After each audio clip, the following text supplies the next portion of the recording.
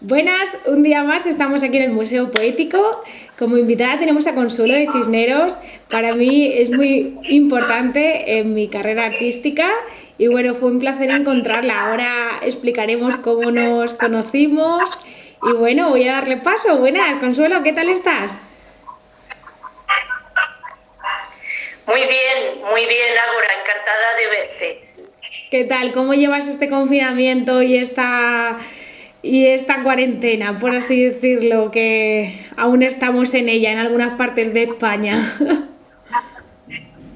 Sí, hombre, la verdad es que la llevo bastante bien porque desde que han permitido salir a pasear, pues ya para mí la vida es casi entre comillas normal, ¿no? Yo pasaba mucho tiempo en casa, entonces no se me hace demasiado duro. Mis hijos están en el extranjero los dos, así que ya estaba acostumbrada a una cierta distancia de mis seres queridos y bueno, pues a las amistades siempre estamos en contacto, como tú misma sabes, porque las nuevas tecnologías lo bueno que tienen es esto, ¿no? Que Muy permiten la normal. comunicación. Pues recuerdos para los hijos, aunque estén en el extranjero, pero estamos cerca. Exacto. Bueno, y esta cuarentena has escrito, has leído mucho. Sí, la verdad es que he aprovechado para escribir algunas cosillas que tenía pendientes. Tenía ganas de escribir algo de tipo de ensayo, donde pudiera expresar lo que pienso y lo que siento ya al cabo de los años, porque yo ya tengo una edad y entonces nunca me había atrevido realmente a escribir un ensayo, salvo una cosa juvenil que hice a los 16 años, que por cierto me dieron un premio en la Universidad de Alicante y me lo dio además una periodista que luego se hizo muy famosa, Asunción Valdés, que luego fue la periodista de la Casa Real. Bueno, ella fue la que me hizo una de mis primeras entrevistas. Pues te puedo asegurar, fíjate ahora, que desde aquel ensayo de los 16 años prácticamente no había escrito mucho más ensayo. Yo, bueno, salvo los trabajos estos habituales que se hacen de manera académica, ¿no? Para las tesinas o para las exposiciones, las conferencias, pero no un ensayo realmente libre, donde yo pudiera expresar un poco todo lo que llevo dentro. Entonces he aprovechado esta cuarentena para redactar ese ensayo que habla un poco de todo, ¿no? De la vida, de la muerte, del amor, del tiempo, bueno, de los grandes temas. Y ahí lo tengo, está, digamos, en el horno, por supuesto, sin publicarse hasta que pase todo esto, pero ahí lo tengo y la verdad es que ha sido pues una oportunidad, ¿no? de dedicar tiempo a eso. Para, Sí. para el tiempo de escritura, ¿te buscas alguna atmósfera en concreto? ¿Tienes algún ritual para ponerte a escribir? ¿Alguna rutina, por así decirlo? ¿Cómo evocas la escritura en ti? Pues la verdad es que yo no tengo unas rutinas así fijas. Lo que sí que tengo son unas condiciones sin las cuales no puedo escribir. Entonces, yo para escribir necesito soledad y silencio. Y fíjate que es curioso que recuerdo que cuando mis hijos eran unos niños pequeños, pues la verdad que eran muy respetuosos conmigo. Yo me encerraba a escribir en un despacho que tenía en aquella época. Ellos sabían que no debían entrar en el despacho durante el tiempo en que yo estaba escribiendo. Soledad y silencio para mí es lo esencial. Sí recuerdo como anécdota que mi hijo mayor a veces me dejaba algunas notas en la mesa del despacho y ponía: estoy harto de que estés trabajando tanto. Pobrecillo. Pero bueno, esto es difícil a veces, ¿no? Equilibrar todas las cosas que quieres atender. La familia y la Sí, escritura y los quehaceres. Sí, yo me lo planteo cuando tenga familia, digo, con los exacto. espacios que necesito de soledad, por así decirlo, bueno, al final es un poco combinarlo como dices. Bien, bueno, y Claro. hablando del ensayo y de otras obras así que podamos nombrar, que más te hayan gustado a lo largo de tu trayectoria escribirlas o más te hayas sentido orgullosa o liberada, ¿alguna a destacar? Pues mira, realmente la obra que más entre comillas, que más fama y más dinero también me dio, fue una novelita juvenil, precisamente, que escribí en los años 90, cuando mis hijos eran unos niños, tenían casi, todavía no tenían la edad de leerla, pero bueno, casi. De hecho, mi hijo el mayor fue el primero que la leyó cuando todavía no estaba publicada. Le dieron el premio Hora Delta en el año 94 y se titula Aún quedan piratas en la Costa de la Muerte. Ya pusimos un título que fuera atractivo, pero en realidad el tema era ese. Yo había pasado con mi familia unas vacaciones en la Costa de la Muerte, en Galicia, y aquellos escenarios, la verdad es que me inspiraron la historia. Entonces, ese libro le tengo un cariño especial, porque además de que, bueno, en su momento fue un éxito, vendió más de 100.000 ejemplares en un año, se reeditó y se sigue reeditando, se tradujo a todas las lenguas de España, al catalán, al gallego, al vasco. Bueno, fue un libro que me supuso muchas satisfacciones. También me dio la oportunidad de recorrer muchos colegios, centros educativos, contactar con los lectores y eso fue para mí muy bonito. Me abrió un poquito las puertas de la literatura juvenil, en la cual seguí publicando pues hasta el 2006 o por ahí, ¿no? Me publiqué también una novela juvenil, Al otro lado de la esfera, una adaptación del Quijote un poco para todas las edades, El caballero Don Quijote, y en fin, pues también ya me dediqué a hacer algunas biografías adaptadas, hice una colección de 8 biografías adaptadas, más que nada porque siempre me ha gustado acercar, digamos, la literatura y las cosas importantes para que la gente joven realmente las pueda leer de una manera asequible. Y bueno, porque yo cuando era joven también leía adaptaciones y fueron las que me descubrieron la gran literatura. De modo que pienso que las adaptaciones son un género o un subgénero, si quieres, valioso, importante. Sí, ya veo, sí. Bueno, pues sí. Dentro de esta trayectoria que une mucho la adolescencia con la literatura, por así decirlo, ¿a qué se debe ese vínculo con el joven lector, la joven lectora? ¿Te apetece contar un poquito sobre tus clases, tus aventuras por el mundo? Sí, un poquito. A ver, se debe por una parte que efectivamente yo he sido profesora toda la vida, o sea, desde que era una niña, literalmente. Empecé a dar clases particulares ya con 16 años, pero ya antes se puede decir que yo daba clases a todo el que pillaba. Era una verdadera vocación. Y bueno, eso me ha mantenido en contacto con la juventud, pero también he dado clases a adultos, incluso he dado clases a la tercera edad, cuando era yo muy joven, que podía ser la nieta de mis alumnos, realmente. Y bueno, sí, es posible que eso me haya enganchado un poquito con la juventud. Pero yo no quería tampoco olvidar que hay otro género que ha sido muy importante en mi vida y que ha sido el que me ha conectado contigo, que ha sido la poesía. Y precisamente tengo aquí un libro que, bueno, creo que se puede ver, que es uno de los libros de poesía que más aprecio, aunque tengo algún otro posterior, pero este le tengo un cariño especial. Aquí lo tengo yo también. Lo tienes, sí, en el 2008 en la habitación.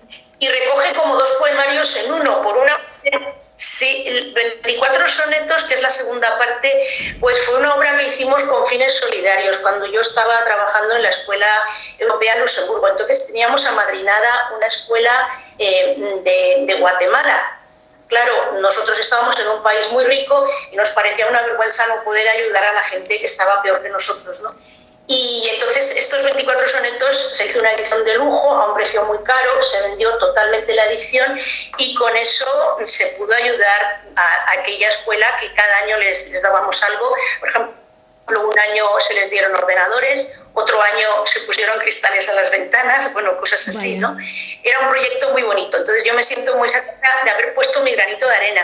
Y luego, en la otra parte del libro, Aquella luz, aquellas sombras, que es realmente el título general, pues es una poesía muy mía, realmente. Bueno, todos los poetas podrán decir que la poesía es muy suya, ¿no? Pero a veces escribimos poemas contando historias un poco externas a nosotros, pero en este caso no. En este caso, Aquella luz, aquellas sombras, pues es casi una autobiografía lírica, o sea, una autobiografía en verso con recuerdos de todo, ¿no? De los seres queridos perdidos, de la infancia, de, bueno, un poco de mi recorrido, pues eso, empezando por lo más remoto, como digo, que es la infancia. Y luego, para recoger lo que tú más o menos has sugerido, pues es cierto que mi trayectoria profesional me ha llevado a 4 países diferentes, he tenido una vida en ese sentido un poco nómada, pero vamos, muy satisfactoria, tanto a nivel profesional, que han sido experiencias muy interesantes, como a nivel personal, que también me ha enriquecido mucho, ¿no? El conocer todas esas culturas y formas diferentes de vida y personas muy diferentes. Entonces, para contarte una anécdota, hace unos meses di una lectura de poesía en el Ateneo de Madrid y había gente de Holanda, gente de Luxemburgo y gente de Marruecos, es decir, amistades que yo había hecho en esos 3 países. Me faltaba alguien de París, pero en París estuve cuando yo era muy joven, nada más terminar la carrera, y desgraciadamente he perdido el contacto con las buenas amistades que hice en aquella época, que era el año, imagínate, el año 79. Entonces, claro, como te digo, acababa de terminar la carrera, saqué las oposiciones, fui a hacer el año de prácticas a París, entonces de ahí no he conservado relación con nadie, pero sí de mis otros destinos, en Holanda en los años 80, en Luxemburgo del 97 al 2006 y luego en Marruecos del 2010 al 2015-16, se podría decir. Así que, bueno, ese es un poco un resumen a grandes rasgos, ¿no?, de mi trayectoria. Pues efectivamente, todos esos puntos conformados llamaron un montón nuestra atención, bueno, sobre todo mi atención en ti, y cuando nos íbamos contando que, bueno, que teníamos muchas cosas en común, intereses en común también, y sobre todo lo trotamundos que eras, o bueno, habías sido, pero sigues siendo. Y bueno, aquel día en el taller tumbao, donde coincidimos las dos en una jam, que al final nos quedamos en tu casa tomando un café. Qué casualidades que pasa que, vamos, a mí me encantó. Empezamos a hablar un poquito de qué hacíamos, qué nos gustaba, y bueno, desde hablar de ensayos, de literatura, de las cosas publicadas, de los países recorridos, hasta, claro, obviamente la poesía que al final nos unió, y que, bueno, yo agradecidísima y de la vida de que me pudieras hacer el prólogo. Bueno, yo es que es mi primer poemario, y para mí es, bueno, un pequeño poemario, pero para mí estas cosas tan conexas, por así decirlo, y espontáneas, es una cosa que me encanta para luego crear, y para luego esa colaboración también aún tiene más sentido.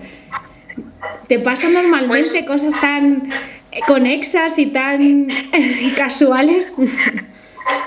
Te digo la verdad, Agora, que para mí fue un verdadero placer el poder apoyar, dentro de mi modestia, a una persona joven y entusiasta como tú, porque enseguida vi tu entusiasmo, vi tu pasión, y entonces para mí fue una experiencia preciosa. Aparte de que me parecía también un poquito de justicia, porque cuando yo era muy joven también hubo gente mayor que me apoyó y que me escribió prólogos y que me animó a presentarme a unos foros o a otros. Entonces creo que en esta vida estamos para ayudarnos, no para hacernos mal, sino para hacernos bien. Ese ha sido siempre, o ha procurado ser mi lema, ayudar a la gente que yo creo que merece la pena, claro. También, para serte muy sincera, yo tampoco ayudo a cualquiera, te digo la verdad, porque creo que en poesía, como en cualquier arte, hay que cumplir unos mínimos estándares, digamos, de calidad. Entonces, a veces puede haber gente con muy buena voluntad, pero que no cumple esos estándares. Y también uno tiene que saber ser un poco realista sobre lo que está haciendo, ¿no? Entonces, ya te digo, yo creo que hoy en día pues hay muchísima gente aficionada, no solamente a la literatura, sino a todas las artes, y me parece fantástico, pero uno tiene que saber lo que tiene que dejar en su casa o en su cajón y lo que puede enseñar a los demás. Yo creo que hay que hacer un poco de autocrítica, ¿no? Entonces, en ese sentido, yo sí que tengo claro que apoyo a aquellas personas cuya obra me parece interesante. Y en ese sentido, decirte que tu obra sí me pareció interesante, que es la conclusión a la que voy a llegar, y por eso también pues fue un placer presentarte en el Casino de Alicante, como recordarás, y bueno, creo que tus performances pues tienen mucha fuerza, y nada, y me parece que estás haciendo una labor realmente admirable, fantástica, te soy sincera. Pues me rebosa el agradecimiento, y sobre todo porque yo siento la misma sensación o incluso más por tu trayectoria. Es que es una admiración la que se tiene, bueno, por lo menos por mi parte, que rebosa, que por eso te comento que cuando dos personas conectan es como, bueno, agradecidísima de tus comentarios, de todo lo que me explicas, y bueno, y abrumada, me has dejado abrumada, ya no sé cómo seguir. Bueno, sí, mujer. Te voy a dar una idea para seguir. A mí me gustaría en este momento hacer una pequeña alusión a que en mi familia ha habido personas que también han escrito antes que yo, que han tenido aficiones literarias, y entre ellos mi abuelo paterno, sí, que además tú coincidiste en un acto que se hizo en su homenaje, ¿verdad?, en Crevillent hace poco. Sí, lo quería comentar. Sí. Entonces, no, quería decir eso, que hay esa tradición, porque él, aunque era un científico, y me parece importante contar esto para mostrar que la creatividad literaria la puede tener cualquiera, independientemente de que se dedique a dar clases de literatura, como ha sido mi caso, o a otra cosa, porque mi abuelo en realidad era geólogo y paleontólogo, y sin embargo tenía una gran sensibilidad literaria, y escribió cuando el centenario del Quijote, que por cierto le premiaron también lo que hizo, y escribió sus memorias, y escribió una obra de teatro en verso, y escribió muchos cuentos, que algunos de ellos de verdad yo creo que todavía nos emocionan. Yo publiqué una antología de sus cuentos en el año 2004, cuando se le dedicó un simposio en homenaje a su figura, como recuerdo del año en que llegó destinado a Alicante. Entonces, quiero decir con esto, al hablar de mi abuelo, que cualquiera puede realmente tener ese toque, no sé cómo decir, esa especie de pequeña o de gran luz, ¿no?, que es la vocación artística de cualquier índole, escribir, pintar. Que está muy vinculada, claro, con la pasión. Sí. Que está muy creo en eso firmemente. Sí, que está como muy vinculada con la pasión. Con las ganas efervescentes de actuar o de expresar, de poner en funcionamiento algo que se tiene dentro guardado, por así decirlo. Y eso, claro, cuando existe esa garra y existe esa intención, es que se nota leguas. En el caso de tu abuelo, a mí lo que me transmitía ya nada más entrar en el museo, que le dedicaron una exposición completa a sus estudios de arqueología, pues ya transmitía ahí esa luz, ya transmitía esa ilusión, esa pasión por lo que estaba haciendo, y que gracias a eso hoy en día tenemos todos esos estudios milenarios de historia milenaria que estuvo en la zona de Crevillent, es toda la zona, el monte no sé cómo se llama, pero... La Sierra de Crevillent. Bueno, si me permites solamente una aclaración, sí. Decir que, bueno, mi abuelo se llamaba Daniel Jiménez de Cisneros, hay que decirlo, y decir que él en realidad trabajó en muchos sitios. Lo que sucede es que no en todos ha logrado ese reconocimiento que le ha dado, por ejemplo, Crevillent. En Crevillent ha habido un grupo de gente con mucho entusiasmo que están encabezados por la técnica de allí del ayuntamiento, Ana Satorre, y por Daniel Belmonte, que han sido verdaderamente el alma de todo lo que se ha hecho sobre mi abuelo, y luego han colaborado muchísimas personas más muy valiosas, para decir la verdad. Y entonces ellos han sacado a la luz pues lo que hizo mi abuelo hace 100 años, ¿no? Los itinerarios por la Sierra de Crevillent, que siguen vigentes, y todos los descubrimientos de fósiles y de cómo era el terreno, etc. Pero quiero decir que mi abuelo no solo estuvo en Crevillent. Lo que sucede es que concretamente en Crevillent se ha dado esa circunstancia, ¿no?, de que ha sido gente sensible con la historia del lugar. De la misma manera, pues, sucedido, pues no sé, en el pueblo de Murcia, en el que descubrió unas minas, por cierto, luego dieron mucho dinero, que él no cobró nada, por cierto, lo mismo podría haber sucedido en otra parte. En Alicante, la verdad que también se le ha reconocido mucho, tiene una calle dedicada, la calle Catedrático Daniel Jiménez de Cisneros, se le organizó este simposio en el 2004, en ese sentido, la verdad que no tengo queja. Pues así que, bueno, pues para mí, la verdad que es siempre una responsabilidad ser la nieta de mi abuelo, conservar su legado. Bueno, pues hablemos de la fundación, porque claro, todo esto llega a un punto en el que, como un propósito de vida, te apetece crear un legado de tu abuelo, donde un lugar físico donde se pueda generar y desarrollar la cultura. Y bueno, coméntanos un poquito más sobre esa fundación, esa idea, qué te motiva para ello, objetivos, lugar donde se hará. Sí, pues muy rápidamente, en realidad la fundación surgió por conservar el legado de mi abuelo. Los pocos recuerdos que yo podía tener, pues de sus libros, su biblioteca particular, objetos que ya tienen un valor histórico, como su cámara de fotos, cuando en aquella época se hacían las fotos en placas de cristal, y otros objetos y muebles y, bueno, pues recuerdos de todo tipo, fotografías, documentos, en fin, cartas, por cierto, un extenso epistolario. Pues entonces pensé que todo esto convenía ya ponerlo a disposición de la gente en general que pudiera tener interés. Yo siempre he tenido la idea de que estas cosas pues son un préstamo que te da la vida, ¿no? Y que en realidad han llegado a mí, pero yo cuando me vaya quiero que queden para, ya lo digo, para la gente, para la sociedad. De manera que entonces a partir de la reivindicación que se hizo de mi abuelo en Crevillent, pues ya digamos que la primera patita de mi fundación estaría en Crevillent con el legado de mi abuelo. Luego habría un pequeño recordatorio en un pueblo cercano que se llama Algueña, casi en la raya de Murcia. Mi abuelo veraneaba allí, pero sobre todo veraneaba porque le gustaba explorar la zona desde el punto de vista geológico y paleontológico, pero sobre todo porque mi padre le tenía un inmenso cariño a ese pueblo. Entonces ahí va a quedar una parte importante de mi biblioteca infantil juvenil.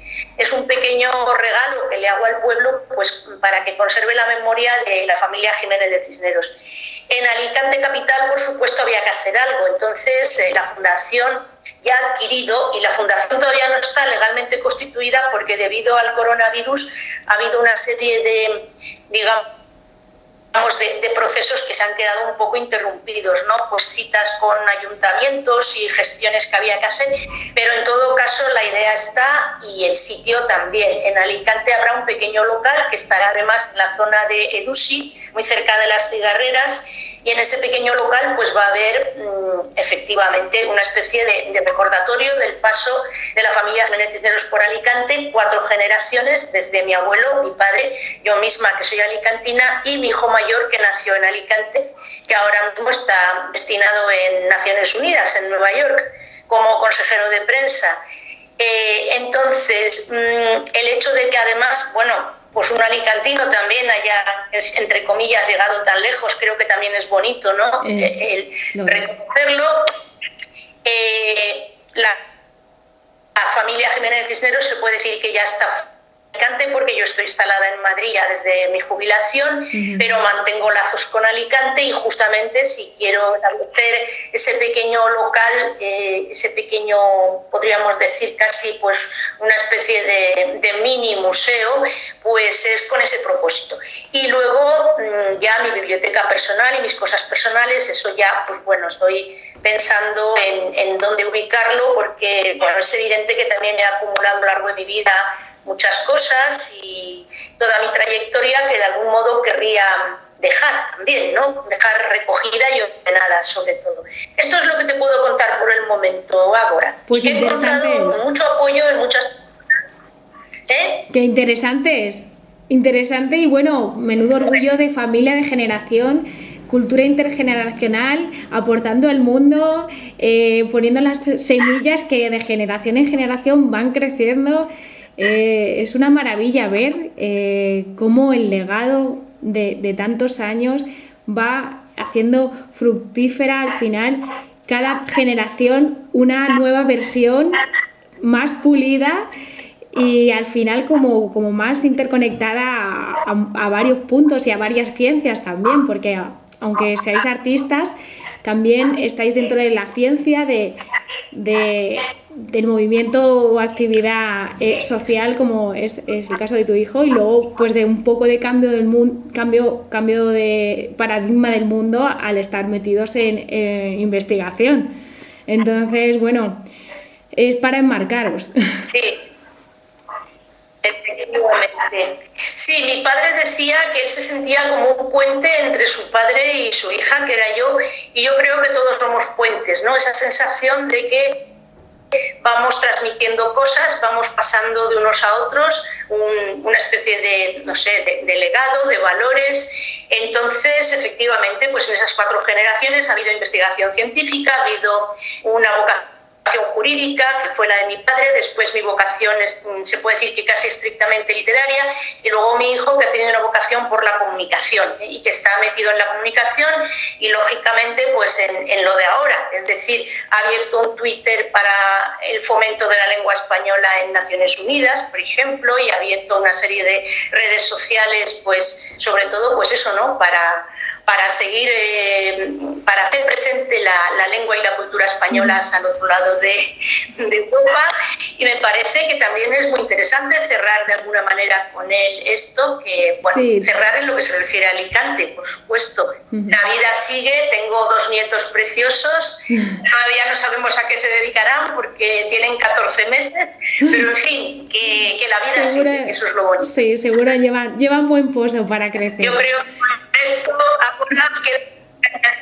queda poco que añadir. Sí, bueno, simplemente ya me pasarás todas las redes de contacto para que podamos acceder a lo que nos has comentado de tu hijo, y luego por otra parte, nada, enlazar un poquito desde el principio de la conversación, que hemos empezado con el ensayo que estábamos haciendo ahora en cuarentena.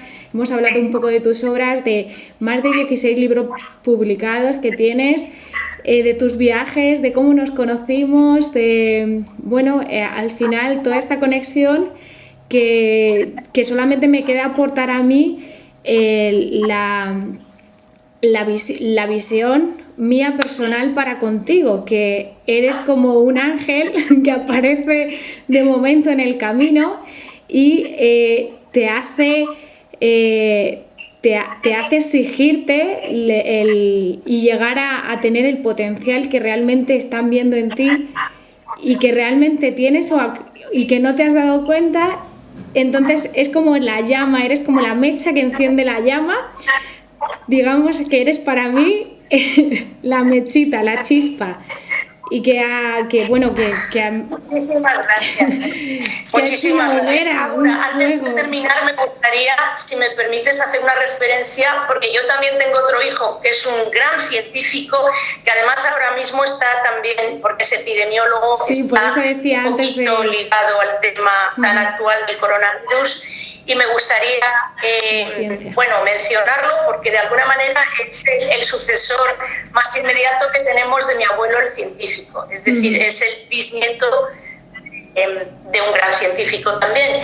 Entonces mi hijo Joaquín está en Inglaterra, como tú sabes, porque lo conoces, y está investigando en virus y concretamente, aunque no está plenamente en el tema del coronavirus, sí que está colaborando con la Organización Mundial de la Salud. Les está pasando muchos datos importantes para poder calcular los tiempos, que esto es muy importante. Él trabaja con modelos matemáticos, Joaquín. Entonces, bueno, él me va dando avances de lo que él piensa que va a suceder y hasta ahora está siendo así. O sea, cuando me dijo en marzo, si te quedas en Madrid no vas a poder moverte de Madrid hasta el verano, yo me quedé muy sorprendida, pero así va a ser. Es decir, que bueno, él tiene los números son exactos. Una visión de los tiempos, ¿no? Bastante colaborando de una manera además bastante, como te diría yo, bastante desinteresada, porque eso es algo que él hace un poco al margen de lo que sería su carrera científica, ¿no? Así que, tiene el don acabar con esto también. De esa humanidad, ¿no? Que digo que tiene el don de esa... Dime. Que tiene como el don de esa humanidad puesta en la ciencia. Entonces trasciende el trabajo que hace. Exacto. Yo cuando fui a la conferencia que hizo, es lo que me llevé una persona que además de científico era sobre todo humano y que tras eso hace trascender lo que haga. Bueno, pues si nos quieres leer alguna cosita que tengas y acabamos así, cerramos con eso, o alguna cosita que quieras comentarnos más, que se haya quedado en el tintero. Si quieres puedo acabar leyendo un poema muy cortito que es el que inaugura el libro Aquella luz, aquellas sombras. Es un poema muy sencillo y bueno, pues recoge eso lo que decía, ¿no?, de la memoria de infancia, y dice así: aquella luz de la infancia, blanca de sol y amarilla, que entraba por los balcones de la ancha casa perdida, iluminando las cosas que entonces aún eran mías, hechas hoy frágiles fósiles en el ámbar de los días. Aquellas sombras cálidas, sus voces, sus caricias, sus pasos encendidos en la noche más fría, son ahora tierra y polvo, perfil de fotografía, el recuerdo de un recuerdo que en las palabras habita. Luz y sombras, vais conmigo, viviréis mientras yo viva. ¡Ole! Pues muchas gracias, Laura. Muchas gracias por haberme dado un espacio en tu maravilloso proyecto. Un abrazo muy grande desde Madrid. El orgullo es mío, el placer es mío. En espera de podértelo dar en persona cuando todo esto pase.